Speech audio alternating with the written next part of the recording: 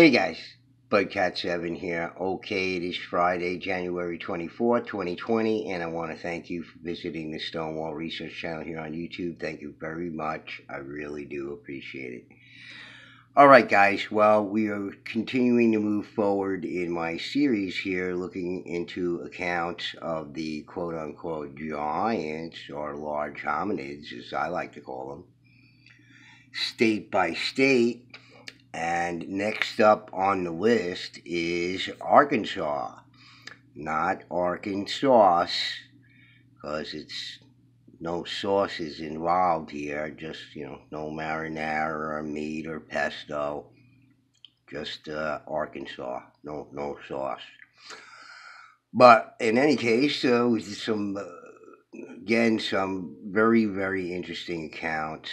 And the first one is very interesting to me, although in this first account from Arkansas, they don't mention that if it's copper armor or not, but this giant armored skeleton, all of these armored skeletons of some interest shows pretty advanced, metalworking techniques. And, how were they accomplished exactly? Do we have any armor to examine?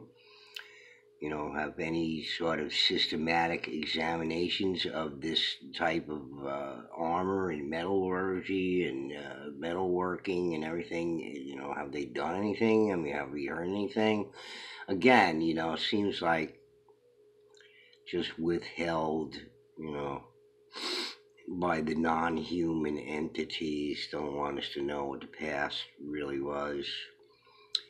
Okay, Pulaski County, giant armored skeleton. The county was formed on November 29th, 1842, a name for the Ouachita River.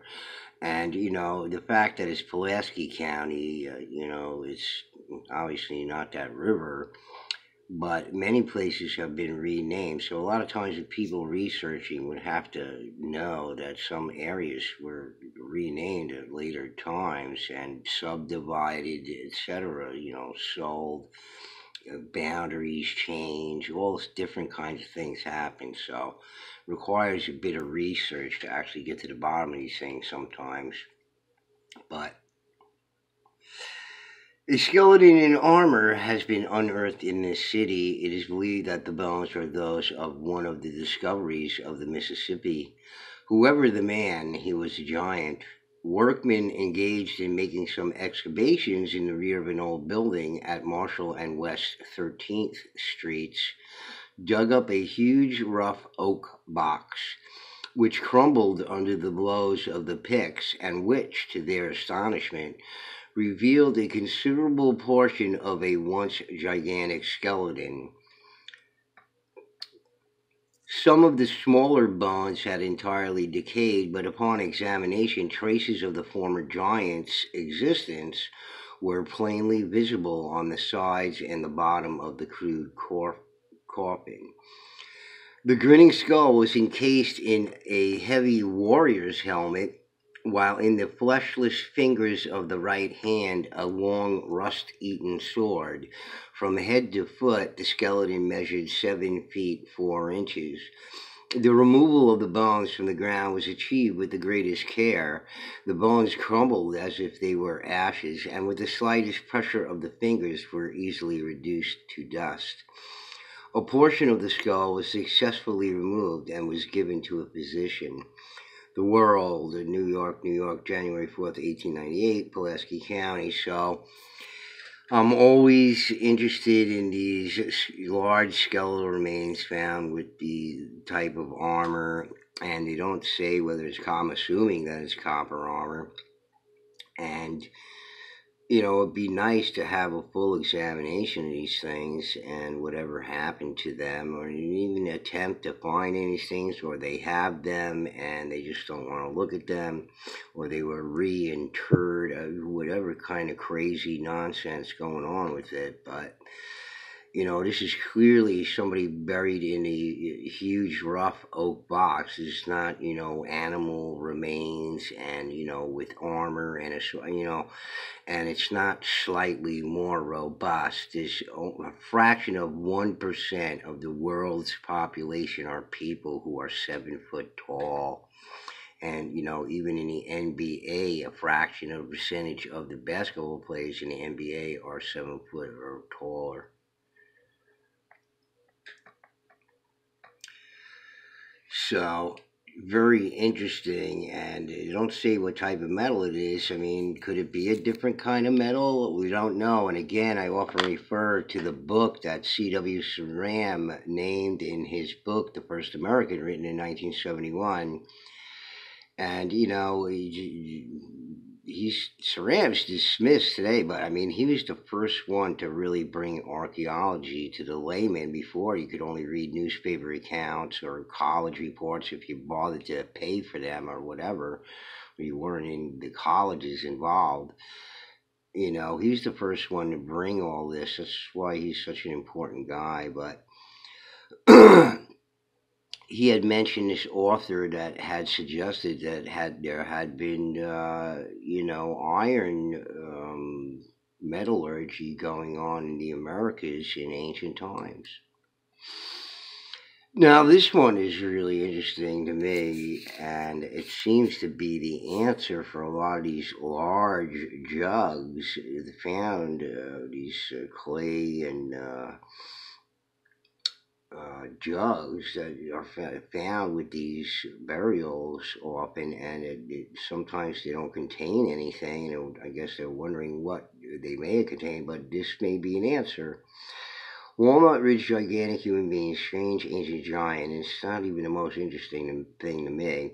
Strange ancient grain. It is dug up in a jar, maybe 1,000 years old. While excavating for a new building at Walnut Ridge, Arkansas, workmen unearthed about 20 feet under the ground, in a drift of sand and gravel, a sealed stone cask. And just a stone cask that's rather large. I'm just interested in what this cask and how it may have been carved and everything else. The cask, when open, revealed a species of maize resembling in some respects the corn of the present day, but a different grain in every particular from any grain at the present time, and being reddish brown in color and somewhat larger in size. The cask contained over a peck of the grain, which will be preserved and replanted. Near where the cask was found, many evidences of a prehistoric race have been unearthed. Several years ago, stone jars and vases were revealed, and bones of what was once a human being, apparently gigantic in size, were discovered. Local scientists who have examined the grain declare there is nothing produced like it in the world at the present time, and they account for the preservation underground for the probably 1,000 years or more due to its being closed in the airtight cask. So how interesting is that? And I'm saying to myself, what? Giant corn? We don't have giant corn up here on Pepperidge Farm. Ain't never heard of it. We only have giant corn when we pick the corn lord at the Corn Lord Festival. Corny. So is there giant corn? I mean, I was interested in seeing if there was giant corn, and naturally there is giant corn. Native to Peru and Ecuador, Peruvian giant corn. No, not giant corn. Also known as choclo, is a hideously large variety of corn. The stalks reach up to 18 feet in height. A runt in the litter of this cultivar would tower over standard varieties at a whopping 14 feet. In standard varieties of corn, the average weight runs from 25 to 35 grams per 100 kernels. In Peruvian giant corn, the weight per 100 kernels runs from 90 to 95 grams per 100 kernels. That's nearly 3 times the size and yield. It is late maturing corn and is estimated to need 100 to 150 days to mature. They are not an easy crop to produce, It requires determination and vigilance to grow. One would think, being indigenous to the Andes Mountains, they would be adapted to windy conditions, but this is not the case. They evolved in the Peruvian Aramba Valley and vicinity, which is sheltered and has relatively mild weather. They do not withstand strong winds and need persistent staking at 14, 18 feet in height. That's a chore and a half. The plants produce numerous relatively short cobs with gigundous kernels. The taste is comparable to standard sweet corn. It's not overly sweet, mild to blandly sweet with a creamy texture would be the best description. Peruvians usually boil them. In Ecuador and Bolivia, they dry them first, then they burst or pop them in oil, somewhat like popcorn. We gringos can enjoy them the same as any other corn. So there is giant corn, and maybe when the gravity was different, it was easier for them to survive and grow a little bit more fully in the proper gravity that they were designed to grow. And look, here's a guy and his giant corn there. It's crazy. So they found these, giant kernels in these jugs. Well, here's the answer to they find all of these giant jugs, clay jugs, buried under the heads of these large hominids. Well, they're taking the money of the time there, one of the, assets, the giant maize with them. And here they found a jar unopened and even capable of germinating, most likely. And whatever happened to it, you don't hear about giant corn being grown up here. I'm sure the Smithsonian got rid of that too. Ancient giant skeletons unearthed in the Arkansas burial mound. From reliable measurements of the bones of a skeleton found near the Chickasaw mound would place this individual in the 9-foot range. It was said that the skull was so large that it could fit entirely over the head of a full-grown man today, easily. A measurement was done by one of the editors of the Appeal, measured a thigh bone which was 36 inches in length. The other bones corresponded to this gigantic individual. These skulls are no isolated incident. As a matter of fact, many skulls of this size have been found.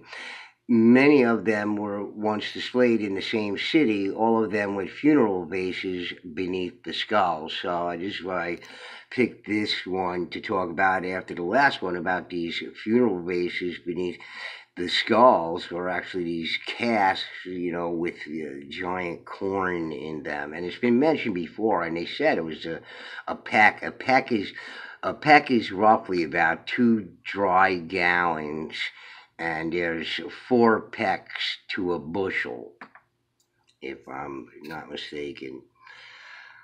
Not being a farm boy or anything, but I believe that's the case. These skulls are known as a matter of fact, okay. In a physician's office in the same city, the thigh, shin bones, and the foot was displayed in the office, which measured 5 feet in height. So that's the thigh, shin bone, and foot measuring at 5 feet in height. The individual that this belonged to has not yet been properly estimated, but it is written that he must have been over 10 feet in height. On the east bank of the Pemiscot Bayou, a stream off the St. Francis River, approximately 2 miles west of Battlefield Point in Chickasaw, Arkansas, is where these skeletons were found. They were excavated from an area named after a chief that was buried in the area, who was also said to be of great size and strength. Okay, so that was within almost historical times, I believe, or historical times for this chief Chickasaw, who was a giant chieftain, one of the many giant chieftains recounted in historical times, the times of the colonists and settlers, and back to the explorers, over and over again, okay? We're not talking about people who are slightly more robust. We're talking about who are considerably larger in size, okay? So don't let them fool you with that slightly more robust crap, because they got an agenda. See, if you didn't know. Giant footprints from Arkansas. Footprints in Arkansas, a race of giants. Footprints in Arkansas and Indian Territory sandstone. Referring to an article which originally appeared in the Arkansas Democrat concerning the discovery of the prehistoric footprints near Eureka Springs, A. Powell of South McAllister, IT, writes, the Fort Smith News record as follows. Several years ago, I was shown a number of similar footprints on a sandstone ledge in the western part of the Creek Nation. The tracks I refer to are very distinct, some of them being an inch deep, showing a perfect outline of the human foot. There are a number of them, apparently of a man, a woman, and a child. They are about a mile east of the town of Sapulpa and are on the edge of a high bluff overlooking a valley. The tracks appear to have been made by moccasin feet, as are those mentioned by your Eureka Springs correspondent. Those of the man and woman are very large, are well proportioned, and if the persons who made them so many thousands of years ago were as large in proportion, they must have been 15 or 20 feet high and weighed at least a ton, while the baby that was probably hanging on its mastodon mother's skirt must have weighed 300 or 400 pounds.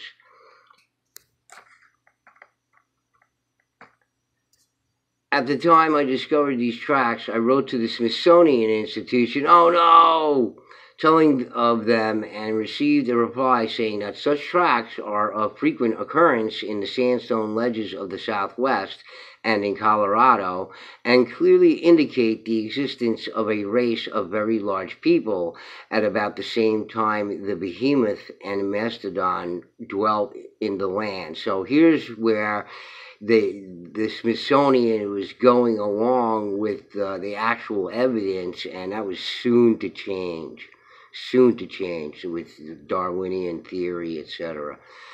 But there are other and perhaps more modern evidences of a race of giants which once inhabited this part of the continent. Mr. A. M. Stewart, secretary of the Consolidated McAllister Coal Companies, has in his office in this city the jawbone of a man who is undoubtedly of enormous size. This bone is almost perfect and has 9 of the teeth remaining. It is 6 1/4 inches across and 7 inches the other way, being nearly 3 times as large as the jawbone of an ordinary man.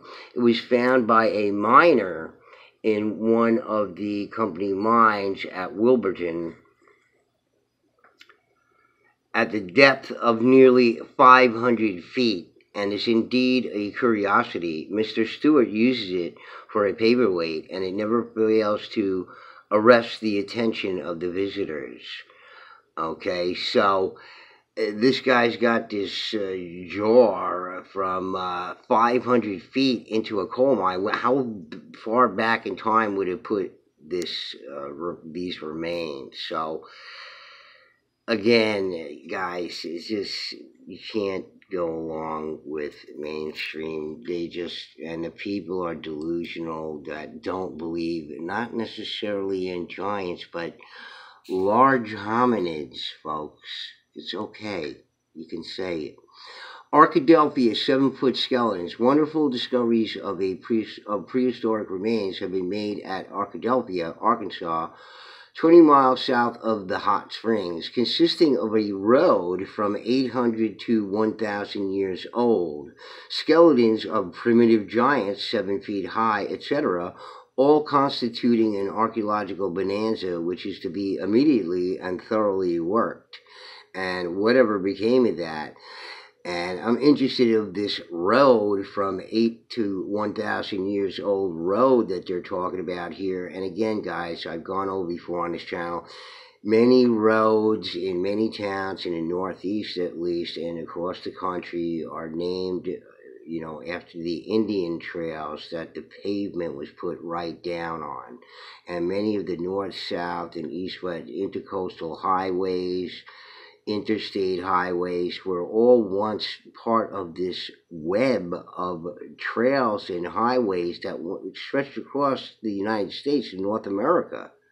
okay, including Canada too.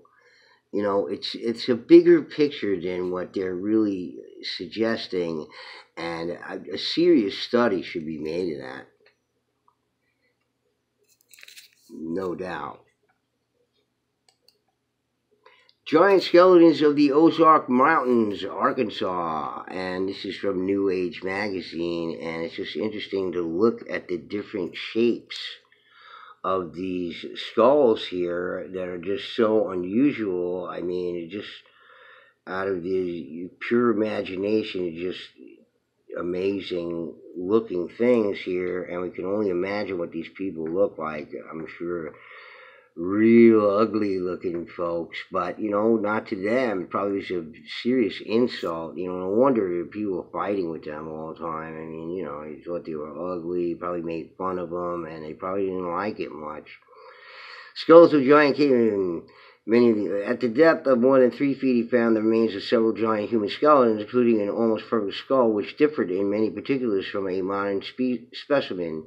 When partly joined, the largest skeleton was almost 10 feet tall. So I just thought it was interesting, these pictures of some very odd skulls. And, you know, are we talking about Homo sapiens? I don't think so. And in some articles, you know, some of these people who, you know, assess these things for themselves came to the same conclusions. You know, these people are not human beings. This one I thought was very interesting. It's a tale of a Bigfoot. Let me see if we can knock it off before the time's out. Wild giant. A man in a wild state, it is said, has been seen in the swamps near Crowell's Ridge about the Arkansas and Missouri line.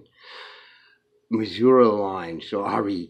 His track measures 22 inches. His toes are as long as a common man's fingers, and in height and make, he is double the usual size. So I just found this interesting, this Bigfoot account, okay, from this old magazine report here, or newspaper report. I find it fascinating, and how it's related to the giants and, you know, the large hominids. I think there is a direct relationship there, and I think there's more to this story with the ancient large hominids and the tiny hominids and all the different, you know, cryptids and everything else. There's a story behind that that's even more fantastic than anybody can think. But here's this old Bigfoot account from who knows when.